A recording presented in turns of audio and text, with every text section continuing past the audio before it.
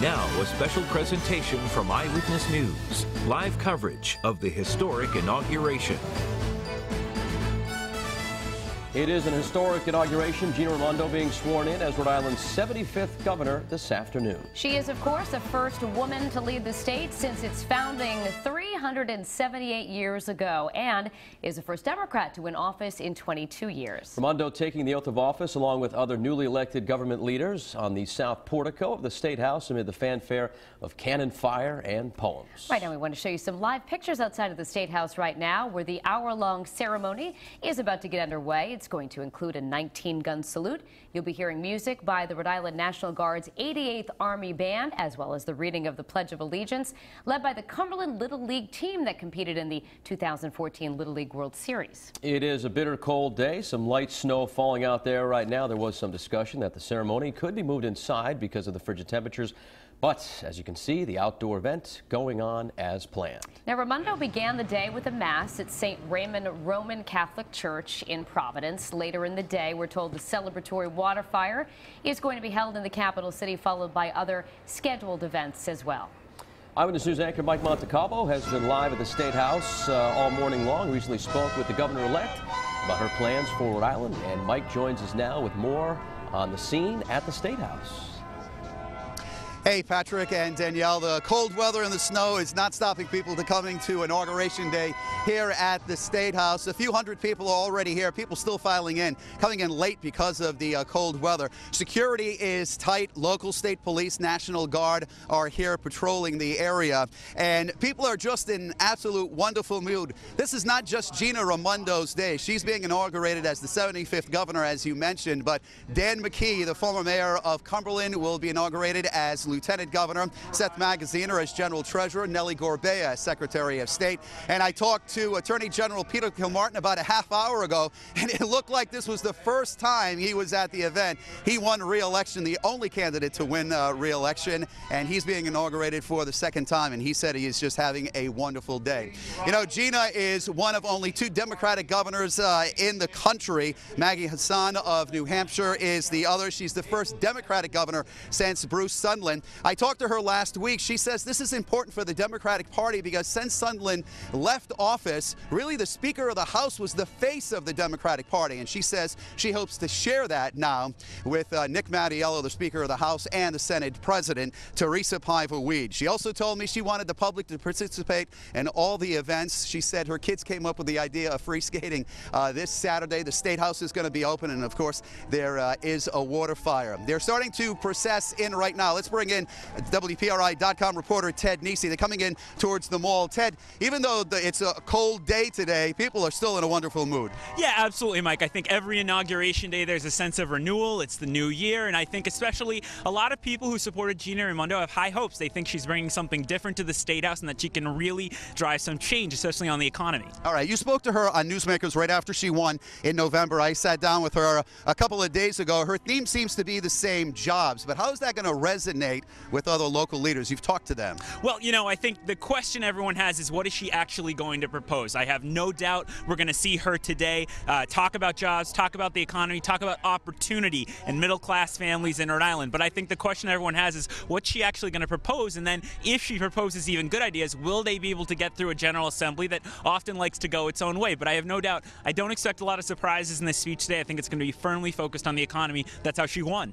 She made a couple of reappointments. Stephen O'Donnell, head of the Rhode Island State Police, A.T. Wall, the director of the ACI, but some people are still hanging out there. The Department of Health, Michael Fine, Deborah Gist, Education Commissioner, and even Kevin McBride, Adjutant General of the Rhode Island National Guard. What's your take on that? Well, if I'm a department director and I haven't gotten told yet on Inauguration Day what my future is, I would be a bit concerned, certainly. And I think those folks we haven't heard announced yet, you have to assume they're looking closely at whether to retain that person or bring in someone else. On the other hand, there could be conversations going on right now. Deborah Gist, for example, is under contract until June, and so there is the opportunity to keep her and a bit longer here. But I think we could see some new faces. Raimondo has been very clear. She's brought in people from Maryland and from other parts of the country who she thinks could do a good job, as well as some Rhode Islanders. She talked about reinvesting, not just making cuts to balance the $200 million deficit. That doesn't even talk about what could happen with Twin River with declining enrollments. Mayors here have to be a little concerned about any cuts to cities and towns. Absolutely. I mean, people are probably probably getting used to every year hearing that there's a deficit, and they think, well, they always fix it. Maybe they're making it up. But the thing is, every year when you have to cut $100 million, $200 million, $300 million, you make cuts you can't make next year. And so at this point, after so many years of economic trouble in Rhode Island, a lot of the cuts have been made. So the question people have is, where is she going to find that money, especially as a Democrat, where a lot of that money is in social services, Medicaid, etc. Harder for a Democrat to cut that kind of thing whose party believes in that kind of social spending. So the cities and towns could be on the hook. On the other hand, with some of them, we just saw the Central Coventry Fire District file for bankruptcy. They're going to have to be very careful before they jeopardize the finances of those cities and towns, too. You know, I asked her, have you taken this all in? Have you had some fun yet? Because she's been on the go since she won. And she said a couple of days before she won the election, she sat with her mom at the kitchen table, and the two of them just had dinner, and they just talked about it. And she said her mom was proud of her.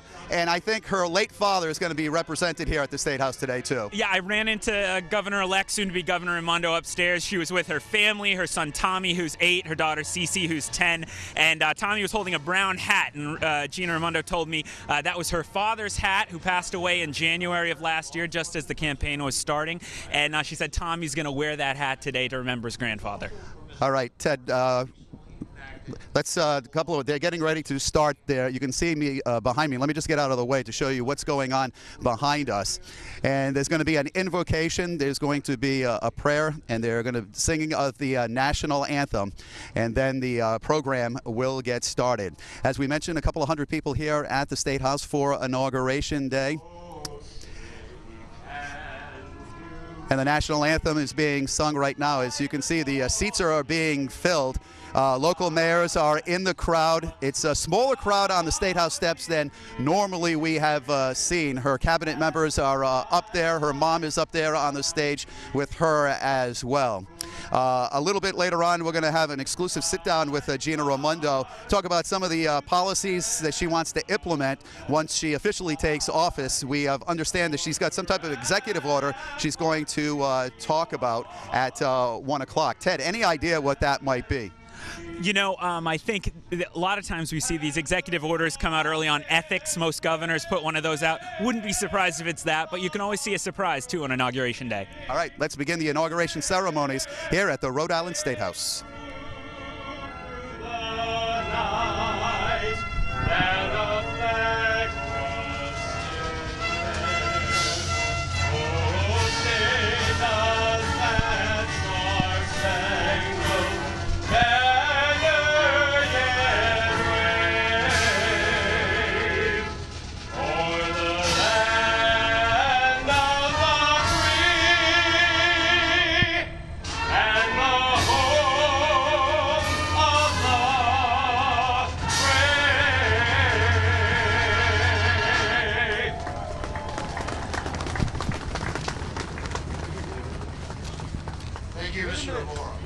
At this time, the 2014 Cumberland American Little League New England Regional Championship team will lead us in the Pledge of Allegiance. Please face the flag located to my left. It is customary for uniformed members of the military and police to render the answer. You're not getting any audio from the wireless? Did you change the battery?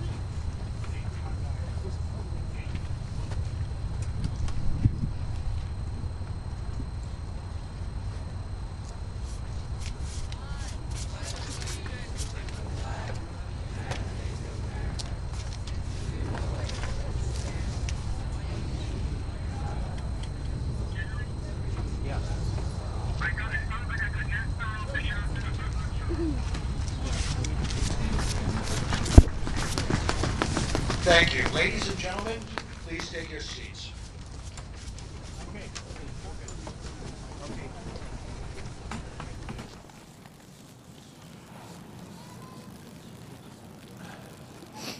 I now call upon the Honorable A. Ralph Malus, Secretary of State, to call to order the convocation for the inauguration of the Governor and General Officers of the State of Rhode Island. Good afternoon. Welcome to the 108th inauguration ceremonies of the State of Rhode Island and Providence Plantations. A convocation means very simply a calling together for a special purpose.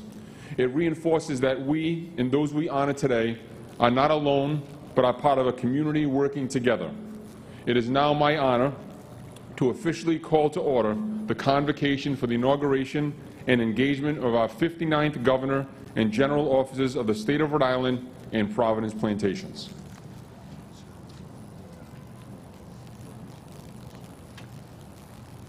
Thank you, Secretary. I now call upon Reverend Edward L. Peroni from St. Raymond's Catholic Church, Imam Farid Ansari from the Muslim American Dawah Center of Rhode Island, and the Venerable Satra Yang, head monk from the New England Buddhist Temple, to deliver the invocation.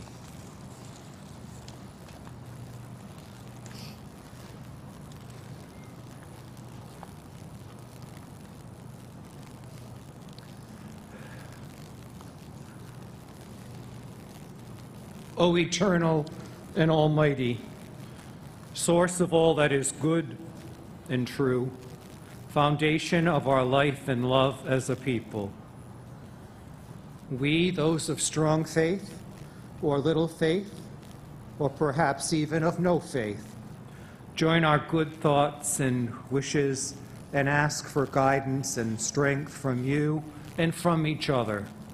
We seek compassion and understanding.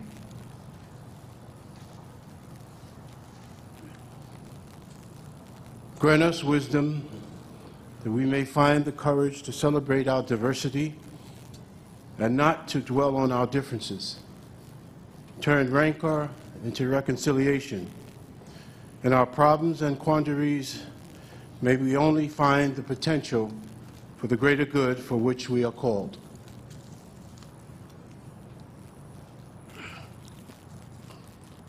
May we build a better life for all us. We inspire each other to be a people and more devoted citizens under your watchful care. May we be blessed and unified as we progress in the Salem in weather.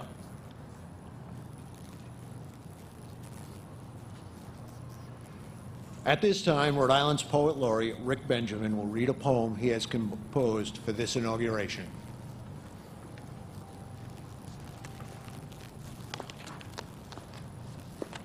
There's actually some warm weather in this poem. On the occasion of the inauguration of Gina Raimondo as Governor of Rhode Island, 6th of January, 2015. The poem is called "On Which Our Small State Does Not Appear." That first year, we rented an apartment in Fox Point, and our sons turned 2. A month later, the day their sister turned 1, I watched her bounce on an inflatable globe of our world, on which, upon further examination, our small state did not appear. It was July, so humid that birthday morning sweat already dripped into my eyes only minutes after a shower.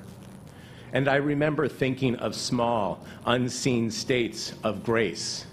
2-year-old twin sons, a daughter turning 1, her body wrapped around her buoyant world, making iced coffee for their mother, showering upstairs, herself about to step into the soft, wet air we call Rhode Island summer. Thinking how lucky we were to be in this small state, and apparently even to some map makers, unremarkable, unremarked upon state. Even now they say, about the size of Rhode Island, meaning a county or city elsewhere in the country the size of a whole state, or a place so small it can almost, by some people at least, among them map and globe makers, be missed. Feeling even then so alive and lucky to be in this state of firsts, most tolerant of original colonies, First Baptist Church, 1638, First Synagogue built in America, 1763, first jail sentence for speeding in an automobile, 1904, 15 miles an hour in Newport, by the way. First, some might say, most sustained circus, 1774. 2014, 2015, our first woman governor. The big top of our state's house is home to the statue called Hope, also known as the independent man, model for such an idea being near at hand. The man Jefferson and Adams said informed the First Amendment. Roger Williams standing tall for free speech and religion long before others did. Thinking again of the globe on which this more enlightened state appears. State housing now an independent woman. How long some things take, some states of grace. A woman leading the way for once. How, as our new governor says, what isn't already here, we will have to map and make ourselves. This place we most want to live and love in, making new room and space, even among founding fathers, for a state just small enough for big changes to begin.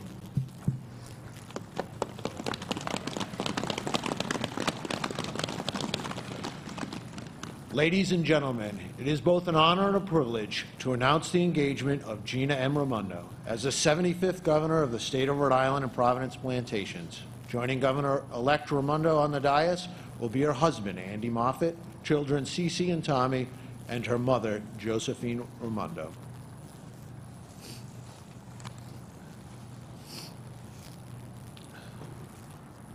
Holding the family Bible is her husband, Andy Moffett. I now call upon the Honorable A. Ralph Mollis, Secretary of State, to administer the oath of office.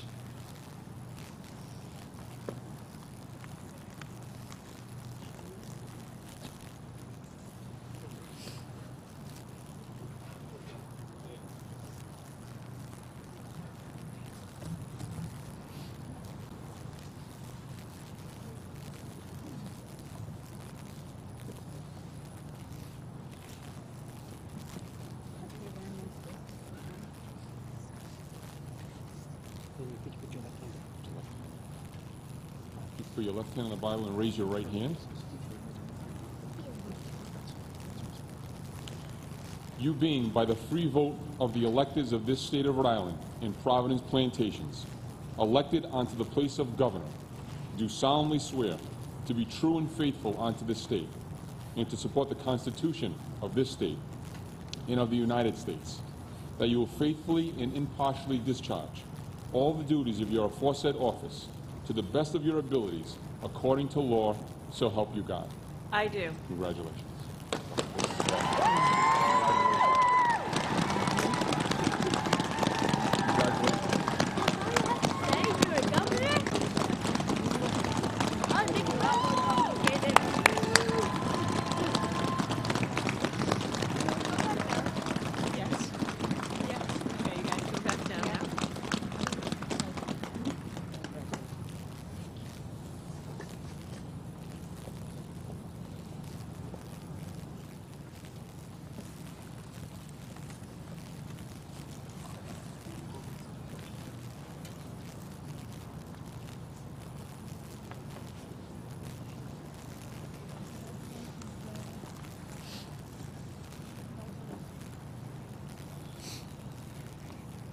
It is an honor to announce the engagement of Daniel J. McKee as Lieutenant Governor of the state of Rhode Island.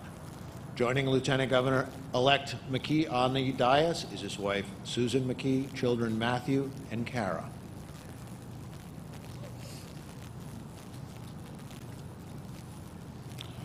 Holding the family Bible is his wife, Susan. I now call upon the Honorable A. Ralph Mollis, Secretary of State, to administer the oath of office.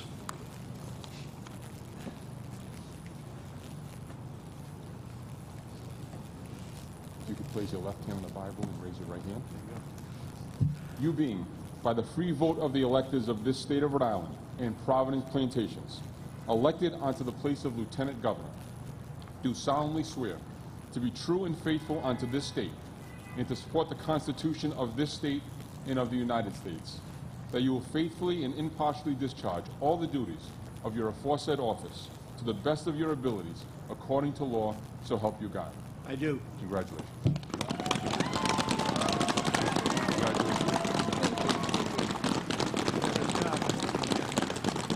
All right, pin. Now I can put the pin on.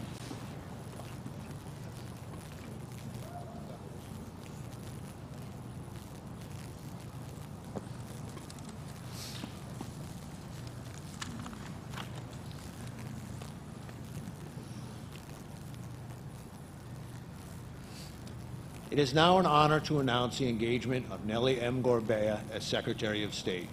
Joining Secretary of State-elect Gorbea on the dais is her husband, David Dort, daughters Isabel Mercedes, Cecilia Margarita, and Monica Maria, and her parents, Roberto and Nellie Gorbea. Holding the family Bible are her daughters, Isabel and Cecilia. I call upon the Honorable Gina M. Raimondo, Governor, to administer the oath.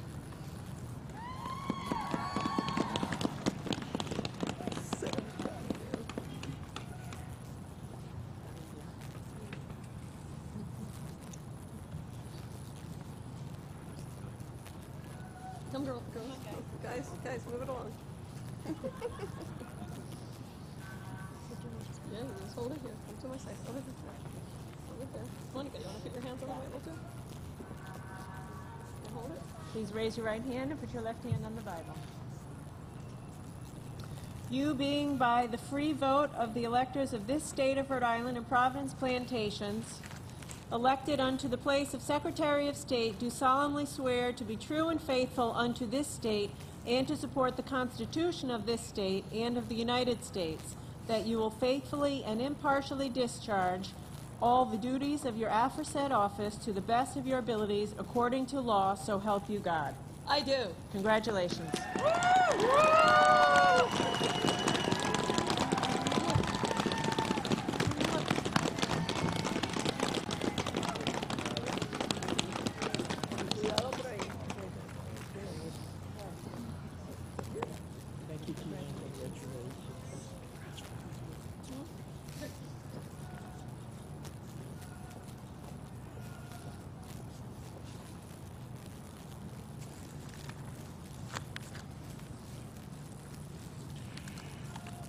At this time, it is an honor to announce the engagement of Peter F. Kilmartin, continuing as the Attorney General for the state of Rhode Island. Joining Attorney General Kilmartin on the dais is his wife, Christine Kilmartin. His wife will be holding the Bible. I call upon the Honorable Paul A. Sattel, Chief Justice of the Supreme Court of Rhode Island, to administer the oath of office. Please raise your right hand, place your left hand on the Bible.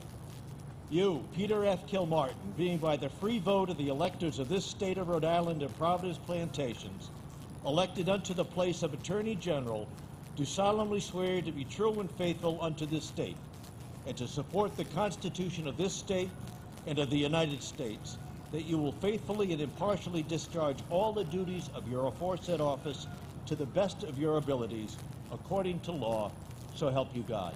I do. Congratulations. Thank you, Your Honor.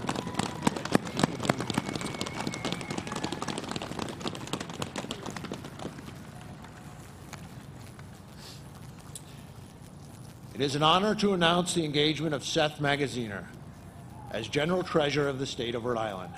Joining General Treasurer-elect Magaziner on the dais are his mother, Suzanne Magaziner, father, Ira Magaziner, sister, Sarah Magaziner, and his girlfriend, Julia McDowell.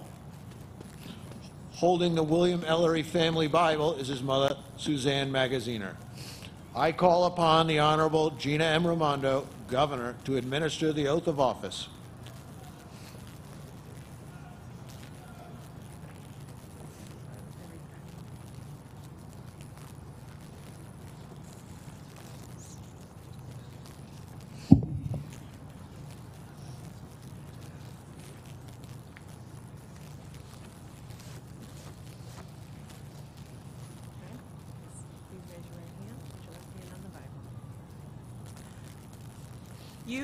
You being by the free vote of the electors of this state of Rhode Island and Providence Plantations, elected unto the place of General Treasurer, do solemnly swear to be true and faithful unto this state and to support the Constitution of this state and of the United States, that you will faithfully and impartially discharge all the duties of your aforesaid office to the best of your abilities according to law, so help you God. I do. Congratulations.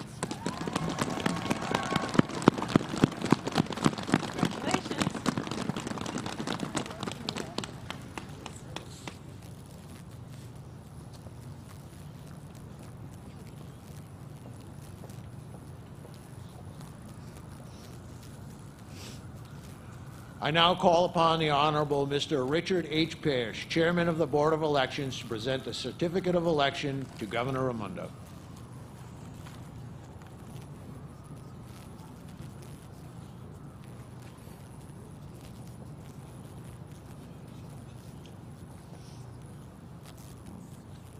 Governor Raimondo, on behalf of the Board of Elections and the citizens of the state of Rhode Island, I'm honored to present you with your certificate of election.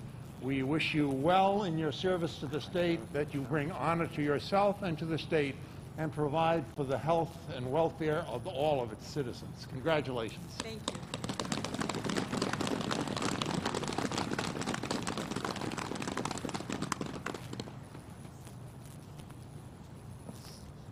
Thank you, Mr. Pierce. High Sheriff David DeCesare will now read the Proclamation of Election. Now hear ye, the Honorable Gina M. Raimondo, having been duly elected to the place of governor by the free inhabitants of this state and these plantations, was duly sworn to the faithful performance of her office at 12:30 p.m. on the 6th day of January, in the year of our Lord 2015, and of our independence, the 238th year. God save Her Excellency the Governor and the state of Rhode Island and Providence Plantations.